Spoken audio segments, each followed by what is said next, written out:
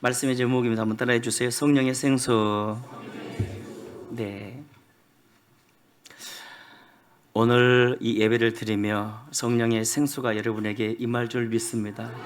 그래서 여러분의 인생의 문제도 해결되고 광야 같은 그런 인생이 아름다운 숲이 되고 아름다운 밭이 되는 그런 축복과 부흥이 함께할 줄 믿습니다.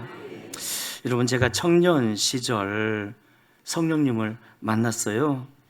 죄로 더러워진 모습을 회개하며 그날도 기도하다 성령이 임하셨는데요. 와, 그분을 인격적으로 만나게 되니까 얼마나 기쁘고 행복하던지, 예수님이 좋아지고 그 사랑에 깊이 빠지게 되면서 광야 같은 나의 삶이 행복으로 풍성함으로 변하게 되었고요. 쪼다 같은 나의 인생이 희망 인생으로 바꿔주지 않았습니까? 왜냐하면 성령님을 만나고 나의 신분과 가치와 용도와 존재가 깨달아졌거든요. 누구든지 그리스도 안에 있으면 새로운 피조물이라 이전 것은 지나갔으니 보라 새 것이 되었도다. 변화된 나의 신분과 가치와 존재가 깨달아졌거든요. 그래서 한많고 서러웠던 내가 희망 인생 되지 않았습니까? 여러분, 에스겔서를 구약의 사도행전이라 부릅니다. 온통 성령에 대해서 증거하고 있거든요. 오늘 본문 1, 2절은 성령의 생수가 동쪽으로 쭉 흘러감에 대해 보여주고 있고요. 3절에서 5절은 생수의 강이 청량할 수 없을 정도로 흘러 넘쳤음을 보여주고 있고요. 또한 6절에서 12절은 생수의 강을 만날 때 어떻게 변하는지, 강과 바다가 어떻게 변하는지 자세히 보여주고 있습니다. 여러분, 선지자 에스겔이 환상 가운데에서 보니까 성령의 생수가 문지방 밑에서 이렇게 쭉 흘러 내려오는데 바로 이 문지방이 하나님의 임재의 자소인 지성소 아닙니까? 이 지성소가 곧 보좌거든요. 그래서 성령은 보좌에 계신 우리 하나님으로부터 흘러내리고요, 어린 양 예수 그리스도로 말미암아 오늘 우리에게 부어주신 바 되세요. 그렇다면 성령의 생수가 강으로 흘러갈 때 어떤 일이 벌어졌죠? 7절에 강 좌우편에 나무가 많아졌습니다. 심이 많아졌습니다. 그래서 광야가 숲이 되었는데, 그렇다면 이 나무들은 구체적으로 어떤 나무였을까? 과실나무 아니었습니까? 사람에게 유익을 주는 과실나무. 즉 우리에게 성령의 생수가 흐르면 모든 것이 다 유익이 돼요. 영적으로 눈 열려주고요, 죄와 능력이 나타나고요, 모든 면에 다 유익이 됩니다. 또한 9절과 10절에서 이 생수의 강이 바다로 흘러 들어가게 되는데, 생수의 강을 만난 바다에 어떤 역사가 일어났죠? 죽은 사해 바다가 살아나고 물고기가 심이 많아져 금을 주는 어부가 섰어요. 어부가. 여러분, 성령은 살리는 영, 회복의 영, 부흥의 영 아닙니까? 오순절 마가다락방에 120 성도를 봐보십시오. 그들에게 성령이 임하니까 예수님의 부활이 나의 부활로 믿어졌고요, 복음의 능력과 권세가 나타나 예루살렘과 온 유대와 사마리아 땅 끝까지 복음이 전해지지 않았습니까? 우리 한국도 1907년 평양 대부흥 운동을 기점으로 강력한 복음의 역사가 나타나는데, 그때 나타난 복음 운동이 바로 성령의 역사 아니었습니까? 여러분, 성령은 부흥의 영으로서 오늘 우리를 고쳐주세요. 우리의 삶도 고쳐주세요. 우리의 질병도 고쳐주세요. 저주를 축복으로 바꿔주세요. 베드로 봐보십시오. 무식한 쪼다 인생을 성령님이 탁월한 복음 전도자로 만들어 주셨고요. 깡패 기믹도 봐보십시오. 양아치를 성령님이 능력의 전도자로 만들어 주셨고요. 구두닦이 무디 봐보십시오. 성령께서 얼마나 탁월하게 써주셨는지 모릅니다. 여러분, 그 성령님은 지금도 광야 같은 우리를 아름다운 밭으로 축복의 사람으로 만들어가고 계세요. 따라합시다. 광야 같은 나를 축복의 인생으로. 누구를 만나면? 성령님을 만나면. 목포 사랑교회 백동조 목사님이라고, 성령님이 그를 어떻게 회복시키고 만들어 가셨는지 이 시간 간증을 통해 은혜 받고자 합니다. 한번 들어봐 주십시오. 어머니를 내어 쫓기 위해 끊임없이 괴롭히던 배다른 삼형제는 어머니 공격으로 그들의 목적을 이룰 수 없다 판단하고 공격 목표를 바꾸었는데, 동조 이놈의 새끼 작두로 모가지를 잘라버리겠다고 소름 끼치는 말을 했다. 그때 내 나이 9살. 놀라 어머니는 초등학교 다니는 나를 해칠까봐 바로 광주 서석고도 초등학교로 전학시켜 주셨다. 아버지 돌아가신 후 어머니는 사위라도 짱짱하게 얻으면 그들이 조금 무서워할 것 같았는지 큰 누님을 광주로 시집 보내셨다. 어머니는 나보다 3살 위인 형과 나를 누님의 신혼방에서 얹혀 살게 하셨다. 나는 광주로 피난을 간 것이다.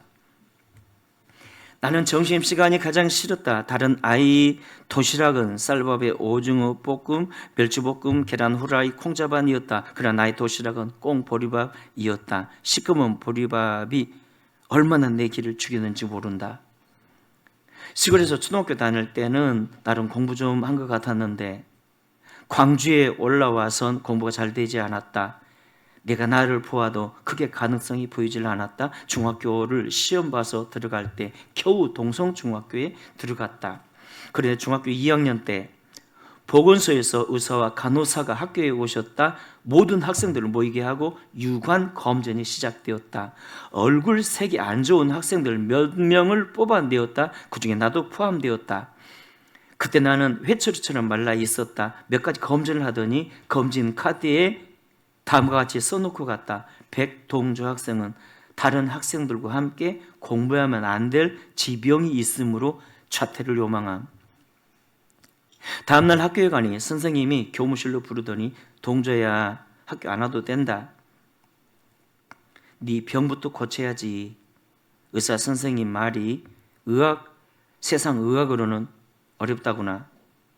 그래도 다음날 나는 책가방을 들고 학교에 갔다. 선생님이 출석 부르는데 내 이름을 부르지 않았다. 점심때 교무실에 가서 우리 반 출석부를 확인해 보았다. 백동조라는 내 이름 위에 붉은 볼펜으로 2줄이 그어져 있었고 자퇴라고 적혀 있었다. 충격이었다. 그래도 나는 학교에 가는 것을 멈출 수가 없었다. 만약 여기서 공부를 멈춘다면 누가 어머니의 눈물을 닦아준단 말인가. 계속 학교에 나가니 선생님이 어머니를 만나시고 나에 대한 말씀을 다 하셨다. 얼굴이 창백해진 어머니는 선생님 가시고 내 손 붙잡고 말씀하셨다. 동조야, 네 죽지 않아. 기도하는 자식은 망하는 법이 없어. 나 봐봐. 머리통증 하나님이 다 고쳐주셨잖아. 이젠 안 아파. 나를 고쳐주신 하나님이 네도 고쳐주실 거야. 두고 봐. 하나님이 네를 길이 쓰시려고 이래. 걱정 마. 나을 거야. 다음날 어머니는 학교 대신에 나를 데리고 성일교회로 가셨다. 교회 안에 들어가 보니 강단 뒤에 심령대 부흥이라는 글씨가 붙어 있었다. 부흥에 나를 데리고 가신 것이다. 낮 시간이기에 학생은 나 혼자뿐이고 모두 다 어른이었다. 강사님이 설교하시다 나를 지목하여 나오라 하셨다. 당황했다. 그리고 떨렸다. 거절할 수 없어 떨리고 어색한 모습으로 강단 위로 올라갔다. 그런데 목사님이 갑자기 나를 업어주시는 게 아닌가 놀라운 일이었다. 항상 외면당하고 버림받던 내가 선택받아 강단에 올라온 것만도 놀라운데 이렇게 귀한 목사님이 세상에 나를 업어주시다니. 목사님이 말하셨다. 여러분, 예수님은 우리의 목자가 되셔서 걸을 힘이 없거나 병든 양은 이렇게 업어서 인도하십니다. 목사님의 등에 업힌 내가 속으로 말했다. 목사님, 내가 바로 그런 양입니다. 많은 사람 중에 나를 선택하여 업어준 목사님이 너무 고맙고 좋았다. 속으로 다짐하고 있었다. 많은 사람 중에 보잘것없는 나, 병든 나를 업어주신 것 감사합니다. 내가 목사님께 보답할 길은 목사님 전하는 말씀 한마디도 땅에 떨어지기 전에 다 듣겠습니다. 나는 목사님 말씀 한마디도 놓치지 않으려고 마음을 굳게 먹었다. 주의 병든 나의 몸을 주님께 맡깁니다. 거짓말한 거, 미워한 거, 시기했던 거 내 모든 죄를 씻어주세요. 집 참석 하루가 지나고 이틀이 지나고 사흘이 되던 날 마침내 말씀 듣다가 성령 체험을 했다. 성령의 지성적 임재가 내게 임하니 귀가 열리고 눈이 열리고 나를 위해 십자가 지신 예수님이 믿어져 버렸다. 성령의 감성적 임재가 나를 사로잡으니 이해할 수 없는 평안과 기쁨이 솟아나기 시작했다. 어둠이 빛으로, 절망이 소망으로, 부정의식이 긍정의식으로 바뀌기 시작했다. 세상 모든 만물이 나를 향해 응원하는 것 같았다. 그 어두웠던 나의 자취방은 하나님을 만나는 지성소가 되었다. 하루 종일 성경보다 입을 뒤집어 쓰고 기도하다.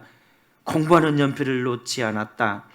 고등학교 졸업까지는 전라남도 교육청에서 실시하는 검정고시를 통해 대학 진학의 길을 열었다. 그리고 나의 병이 고침 받았다는 사실은 군대 갈 때 신체 검사를 받고서 알게 되었다. 중학교 2학년 때 기억이 되살아나 마음이 불안하고 떨렸다. 신체 검사 마치고 검사관이 등을 힘있게 내리치며 하는 말, 백동조 일종갑. 남성 여러분, 일종 받으신 분 손 한번 들어주세요. 아니, 문장로님 일종 받으셨습니까? 일종갑. 현역 일종! 그러잖아요. 키 큰 사람. 저는 현역 2종! 탁 때리더라고요. 덩치가 좀 되면 1종! 우리처럼 좀 아담하면 2종! 3종부터는 방해! 그러시거든요. 와, 대한남어로 1종 갑이면 최고 등급이었다. 군대 가는 날 다른 친구 대부분은 울면서 입영 열차를 탔다. 그러나 나는 달랐다. 학교에서 질병 때문에 버림받은 몸이 성령의 기름 부음을 받아 자랑스럽게 논산훈련소에 입대하게 되니 눈에 뵈는 것이 없었다. 나는 대통령 각하를 경호하는 근위병으로 뽑힌 것이다. 다른 병사들이 얼마나 불우했는지 모른다. 중학교 2학년 때 무너져 내린 자상이 회복되는 순간이었다. 나는 쪼다야. 학교에서 버림받은 나는 질병으로 죽어갈 놈이야. 벌레 같은 놈이야. 이런 자상이. 동재야, 너는 대한남아로 손색 없는 남자야. 내가 너를 흠도 티도 없는 수경사 요원으로 세웠단다. 너는 이제 어디 내놓아도 꿀릴 것 없는 대한남아야. 이제 어깨 활짝 펴고 살아도 돼. 제대 후 성령님은 나를 신학의 길로 이끄셨다. 꼭 만나야 할 목사님, 교수님, 선후배, 동료, 장로님, 권사님, 집사님, 교우들을 붙여주셨다. 사람들이 가끔 나를 보고 이런 말을 한다. 배 목사님은 인권과 물권의 복을 타고나셨어요. 그때 나는 이렇게 대답한다. 타고난 것이 아니라 내 안에 임하신 성령님 때문입니다. 한번 따라합시다. 내 안에 임하신 성령님 때문입니다. 그렇습니다. 지금 와서 생각해보니 중학교 다닐 때 나는 병들 학교에서 버림받았고 친구에게 버림받았고 동네에서 버림받은 광야였다. 세상에서 소망 없고 폐차장으로 가는 자처럼 죽음을 향해 달려가는 존재였다. 그런 나를 성령님은 부흥회로 이끄셨다. 강사님 안에 계신 성령님은 나를 업어주도록 역사하셨다. 나를 업어준 은혜가 고마워. 나는 그 목사님의 말씀을 사모했다. 말씀을 통해 성령님은 내 속에 충만히 임하셨다. 지나고 보니 중학교 때 알았던 나의 병은 죽을 병이 아니라 성령의 기름 부음을 체험케 하기 위해 준비된 그릇이었다. 가장 비참할 때 내게 임한 성령님은 나를 하루도 혼자 두신 적이 없다. 세밀하게 간섭하셨다. 끊임없이 나를 아름다운 밭으로 회복시켜 가셨다. 그리고 숲으로 회복해 가셨다. 세상에서 가장 초라한 나를 가장 멋진 자로 세워가고 계셨다. 숲으로 나를 회복시킨 성령님은 나를 통해 많은 사람들을 또 회복시키시고 계신다. 내가 사는 강단마다 에스겔 47장처럼 태살하는 역사들이 나타나고 있다. 이 모든 역사들은 내가 한 것이 아니다. 내 안에 임한 성령님이 하시는 일들이다. 이것이 진실한 나의 간증이다. 할렐루야. 감동이지요. 이 백동정 목사님 교회를 개척하고 한 10년쯤 지났을까요? 한 120, 30명 이렇게 모이는 가운데 사고가 났어요. 교통사고가 났어요. 큰 덤프 트럭이 그냥 와가지고 차를 갈아버렸어요. 목사님이 완전히 갈려버렸어요. 죽었다가 겨우겨우 살지 않았습니까? 그 트럭에게 받은 조금밖에 안 되는 보험도 넣지 않은 사람이 트럭을 몰았던 거예요. 그 보상금이라 그래요? 그걸 받아가지고 자신보다 더 어려운 선교사님 섬기고 그래서 지금도 다리를 절뚝거려요. 이렇게. 그리고 막 설교하시면 이게 막 콧물이 나고 막 이게 눈이 막 이상하고 입도 막 뭐가 막 붓고 그런데요. 그럼에도 목포 복음화에 가장 크게 쓰임받고 있고요.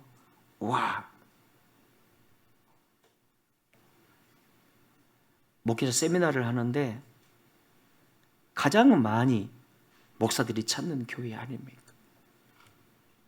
할렐루야. 여러분, 저는 이분 간증을 읽으면서 이런 생각이 들더라고요. 그래 맞아 쪼다 같은 우리의 인생도 성령님을 만나면 아름다워져, 풍성해져, 행복해져. 어떤 광야 인생도 성령님을 만나면 아름다운 숲이 돼, 아름다운 밭이 돼. 왜냐하면 그분은 권능의 영이니까요. 그렇다면 우리가 그 성령님을 만나는 방법이 뭘까요? 오늘날 성령님은 어떤 사람을 만나 주실까요? 어떤 사람을 만나서 회복시켜 주실까요? 바로 회개하는 사람 아닙니까? 완악함과 교만함을 버리고 하나님을 찾는 사람, 하나님께 돌아가는 사람, 순종을 위해 몸부림치는 사람, 또한 사모하며 그 성령님을 간구하는 사람입니다. 내게는 주님이 필요합니다. 인격적으로 나를 만나 주옵소서. 만난을 넘어서서 내게는 성령의 충만함이 필요합니다. 내게 성령 충만 주옵소서. 주님이 말씀하셨죠. 구하는 자에게 성령을 주시지 않겠느냐. 이는 힘으로 되지 아니하고 능으로 되지 아니하며 오직 나의 신으로 되느니라. 여러분, 우리가 나름 성경을 읽고 제자 훈련을 받는다고 하지만 그런데요, 교육과 훈련만으로는 한계가 있습니다. 육성이 있기 때문에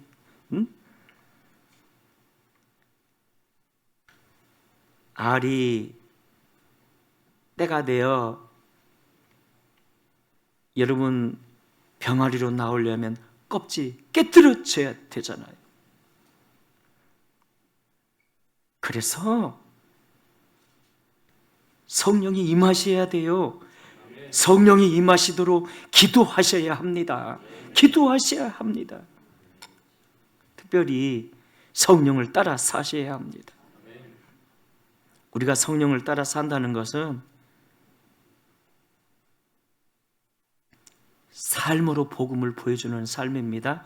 나오미처럼 삶으로 복음을 보여줄 때, 또한 입술로 복음을 증거할 때, 그게 성령을 따라 사는 삶이고요.